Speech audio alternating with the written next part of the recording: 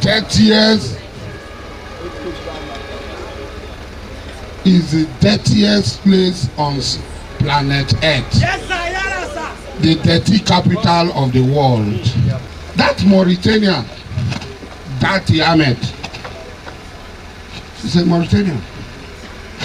He stole somebody's mandate for almost 1 year. He enjoyed it. They went to court before they booted him out. That Mauritanian has the audacity, the guts to come to say he has said. Who is he?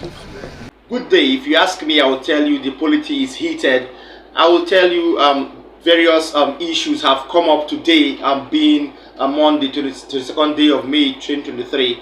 These issues that have come up today have not been known to the polity over time, because I guess these politicians and party members alike, party supporters, have gone back to the drawing board to draw plans, to make out plans to make each of their candidates successive, whether at the Court of Appeal or whether their candidate belongs to the one who has really won the election. So by so saying, I'm saying by implication that the PDP, APC and the Labour Party have their supporters on ground as regards what's ongoing at the Court of Appeal. To that effect, I welcome you to the Nation's Voice Tour. My name is Angela Himalaya, your anchor. Yes, I was giving you an update on what's ongoing at the Court of Appeal. On that, I would let you know that another group under the name Support Group, in collaboration with Asari Dokunbo and his group. Asari Dokunbo is the chairman of the Niger Delta Volunteer Force. This group have alleged and come out in front of the Court of Appeal today to stage a sort of protest in support of Asiwaju Bola Ahmed Tinubu and Senator Kashim Shettima, the president-elect and his vice president-elect. Now, these people that collaborated with Asari Dokunbo's group were allegedly seen in a blue attire that looked like prisoners' attire, and they came out with this attire and danced around the Court of Appeal, made different sort of noises and made sort of threats that were not really hearable or were not really commendable from or by the polity. Okay, now these people carried placards with different inscriptions in support of Asiwaju. Asari Dokunbo, in an angry mood, was really so perplexed, and he couldn't keep his anger down. He faced newsmen and told newsmen the reason why they had converged in the front of the Court of Appeal, and he alleged that Dati Baba Ahmed, the vice presidential candidate of the Labour Party, had stolen a mandate many years ago. He castigated Peter Obi and his reforms at the Labour Party, and he also called few politicians that didn't belong to the APC names. Okay, he alleged that Dati Baba Ahmed, the vice presidential candidate of the Labour Party, was a Mauritanian or is a Mauritanian, and so on and so forth. These particular statements made by Asari Dokunbo and his group were so derogatory. I have not known such derogatory statements to the polity over time. So in regards to this, I will allow you watch the protest that was staged in front of the Court of Appeal today, what Asari Dokunbo said as the chief convener of this protest, and what his cohorts had to say over the obedience, over the supporters of the PDP, and over the ongoing presidential elections petitions tribunal. We'll be back with more analysis. Watch Asari Dokunbo and his group protest in front of the Court of Appeal.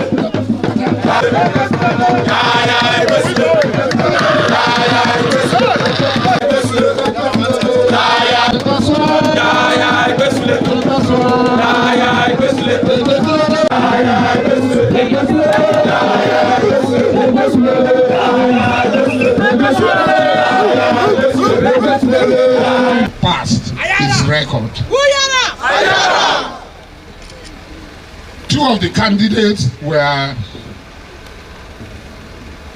governors for 8 years. Asiwaju was governor for 8 years. Let us start from there. Let us not be telling story. I will do. Not be I will do what I don't do. Asiwaju has done. Onitsha is the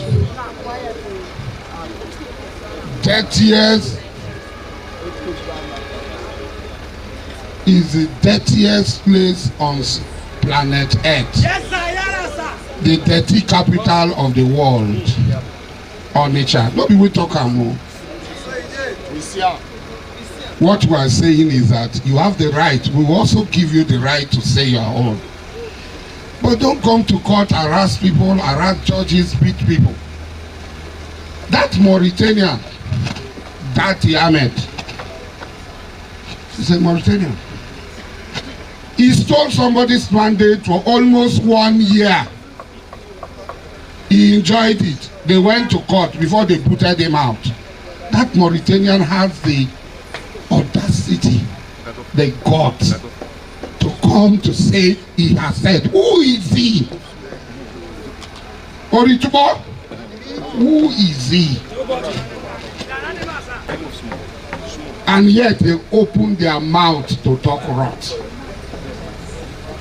We are here. They beat up their party chairman and Papa the other day. Press, warn them for us. Talk to them. Make them maintain their lane. Make we maintain our lane. If they cross their lane, come enter our lane. A few judges cannot decide the fate of 200 million Nigerians.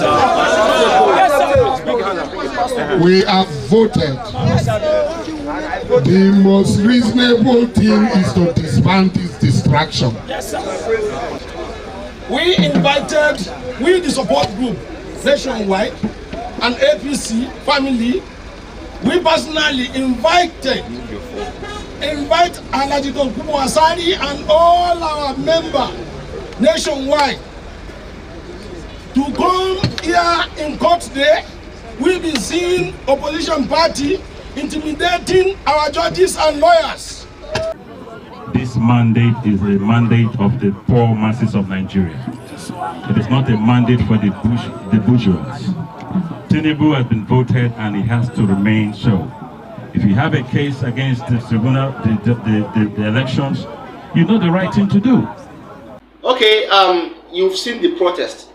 I have never seen such a protest in a very long while. After the NSAS protest, I think this is the next protest that looked brutal to me, because those people in prisoners' attire were just showing you what they could do and where they are coming from. Because if you ask me, I will say Nigerians have the right to speech.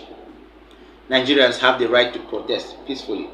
But Nigerians don't have the right to make threats over few issues pertaining to the polity, okay? So too, I am telling Asari Dokunbo and his group of protesters to please back down. This is not the way to protest, because various Nigerians have come out to protest over time during court proceedings and so on. I have hardly seen any of these protest groups in such a brutal convergence, okay? So I would let Asari and his group know, and just a piece of advice, please protest peacefully, no threats, no derogatory comments, and no insults whatsoever, because we are all moving for and gearing for a developmental sort of governance. We're all moving for a one Nigeria. We're gearing for a new Nigeria, and so on and so forth. So whoever is protesting, for whatever reason you're protesting, should please check statements, check modus operandi, and check your mode of operation. So you get to understand that the polity is all about truth, justice, and democracy. That is that from my table. Yes. On another development, I have an ongoing reaction for the emergence of a new Labour Party factional chairman, talking about Kalisu Okafor from Anambra State. I brought you an update earlier on about Kalisu Okafor, how he felt he was mandated, or it was now his turn to be the Labour Party national chairman, and why he emerged at that time. And really, he has come out to declare and nullify the chairmanship of Apapa Lamidi Bashiru as null, and that of Julius Abure as null. Now, furthermore, this man, Callistus Okafor, who is the alleged factional chairman of the Labour Party, granted a press conference, let me call it an interview, on Arise News, and on the real strong reason behind his emergence and how Julius Abure purportedly emerged as the factional Labour Party chairman. Now, I would allow you to watch this video.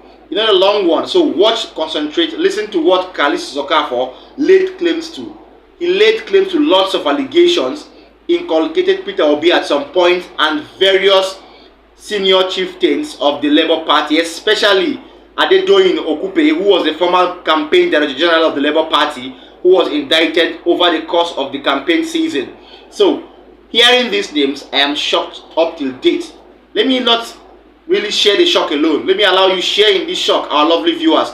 Watch Callistus Okafor, why he makes allegations on why he emerged recently as the factional Labour Party chairman.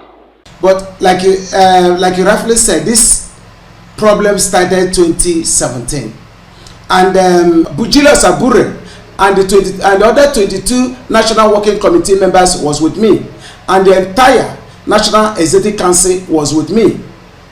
But along the line, Julius discovered that the same audit report that indicted Salam indicted him also.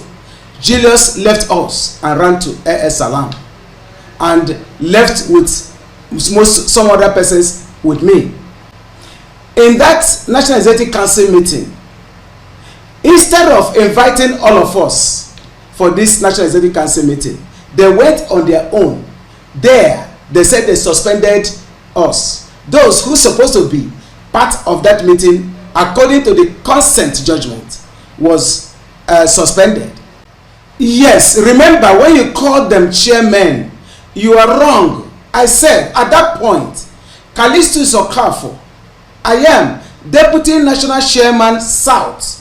Julius Abure, Deputy National Secretary. And when Kayode Ajulo resigned as a National Secretary, he benefited from the Constitution and became Deputy, that is Acting National Secretary. Now, Apapa was and still National Vice Chairman South. As a Deputy National Chairman, I control three zones: South South, South South, Southwest, and Southeast. So 3 National Vice Chairmen are under me. So having said that, now I want to let you know that Julius Abure and AS Salam, Julius Abure was and still is Acting National Secretary. Apapa was and still National Vice Chairman Southwest.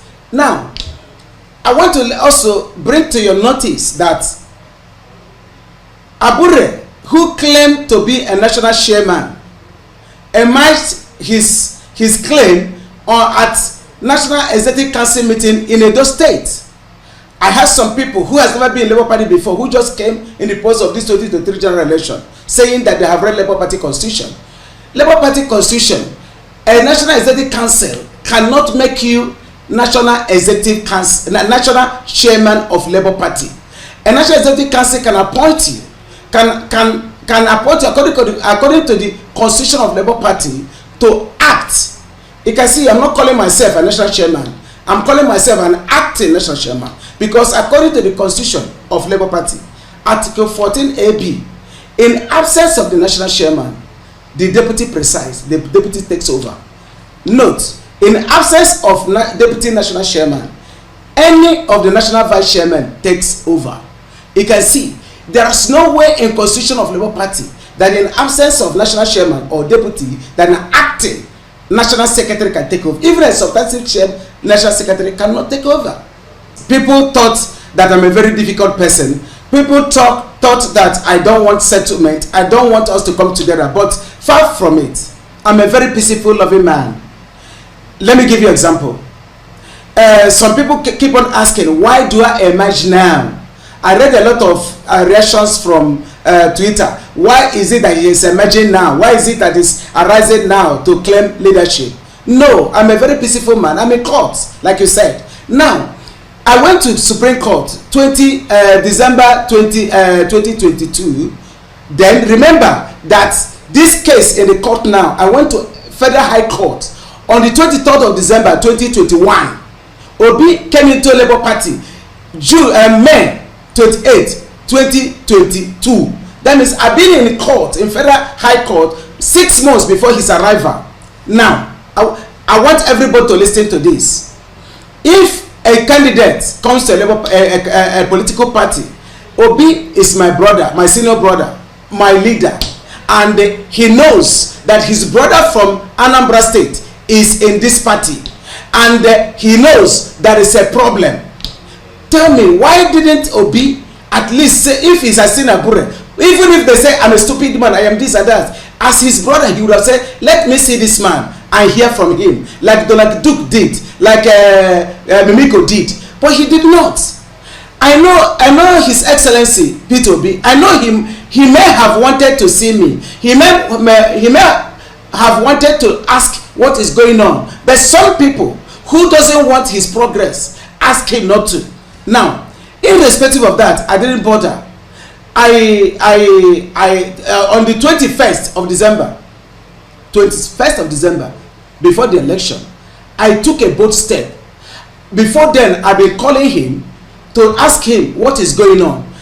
There is a very, very big bright chances that Labour Party may win this election. Why can't we come together and sort out this problem? Because it was disturbing me. I called him severally. He did not pick my call. It's not compulsory he will reach out to me. If he doesn't want, like I said, I've tried to make sure that I reach out to him. I've tried everything to people for me to talk to them. The only time Peter B reached out to me was the time he said Doyo Kupe. Doyo Kupe came to me with one other man from Newi. We sat down at Fraser Hotel. Doyo, I did not come alone. Doyo, please excuse me. Please just 1 moment. Doyo Kupe told me that, listen, that they have hired so many lawyers, retired judges. They have hired so many. They put 1.something billion against me. That they can do anything. My colleague, the National Vice Chairman South, asked him, "Are you saying anything?" He said anything. Even by killing, he said anything. We now carefully told him, "Say please, okay, can you give us time to go and think about it? We'll come back." We didn't come back again. I became afraid meeting anybody, because if somebody can go as far as telling you that he can do anything, I don't even know where he is. I mean, which side is he? But using that word on the table of negotiation was wrong. Okay, welcome back. Kalisu Sokafor there was outspoken. Yes, and he spoke, well, extensively. Everybody has a story to tell, though. So from his stories, he said he has been in court until the emergence of Peter Obi, who actually made the party popular. But if you ask me, I will tell you this. These different factional party chairmen are emerging because the Labour Party has finally or suddenly made waves in the political space.